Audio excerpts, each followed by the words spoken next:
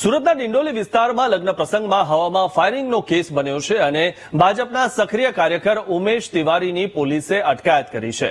Umesh તિવારીનું revolver licence police તરફથી રદ કરવામાં આવશે, ત્યારે અગાઉ ગુનાહિત ઇતિહાસ છે કે કેમ તે બાબતે પણ તપાસ હાથ ધરાશે.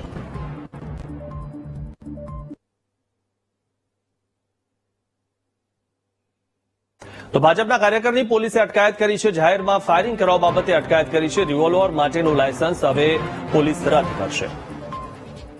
તો આરોપીનો ગુનાહિત ઇતિહાસ છે કે નહીં તે અંગે તપાસ કરાશે. અને જે રીતે આ સીસીટીવી પણ સામે આવ્યા છે, ત્યારે લગ્ન પ્રસંગમાં હવામાં ફાયરિંગ કર્યું હતું. ઉલ્લેખનીય છે કે આવા લોકો હોંશે લોકોને દેખાડો કરવામાં હવામાં ફાયરિંગ તો કરતા હોય છે, પરંતુ હવામાં આ રીતે ફાયરિંગ કરવામાં ઘણી ઘટનાઓમાં લોકોના જીવ પણ ગયા છે.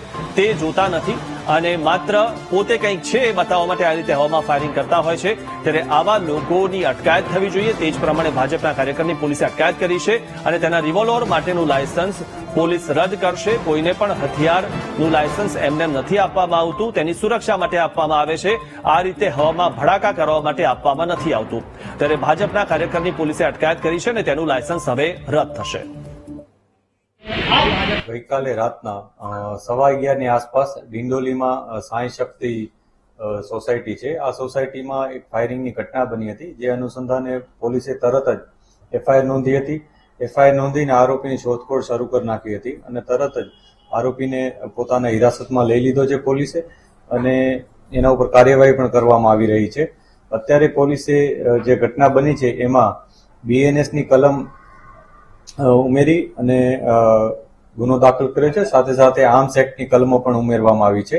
આ સાથે જે બનાવ બન્યો છે એમાં હકીકત એ મુજબ છે કે એક વ્યક્તિ કે જેનું નામ ઉમેશ તિવારી છે, એ પોતે લાયસન્સ ગન ધરાવે છે.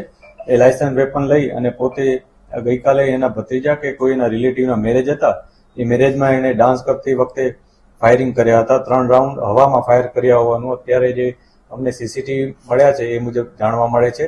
અને ત્યારબાદ બીજી 1 કે 2 મિનિમમ 1 અને વધુમાં વધુ 2 રાઉન્ડ થયા ફાયર એવું અત્યારે જણાય છે, જેમાં 2 વ્યક્તિઓની ઈજા થઈ છે. એકનું નામ છે સંતોષ દુબે, કે જે પોતે ફરિયાદી પણ છે આ ઘટનામાં, જેના પગમાં ગોળી વાગી છે. અને એક છે વિશ્વકર્મા, બિરેન્દ્ર વિશ્વકર્મા, એને પણ ગોળી વાગી છે. તો આ 2 જણાઓને જે ગોળી વાગી છે એ બાબતને લઈને પોલીસે ગુનો નોંધ્યો છે. અને જે એને લાયસન્સ ધારક જે વ્યક્તિ છે એને જે રૂલ્સનું વાયોલેશન કર્યું છે અને જે કેરલેસનેસ બતાવી છે એ બાબતે પોલીસે કાર્યવાહી કરે છે.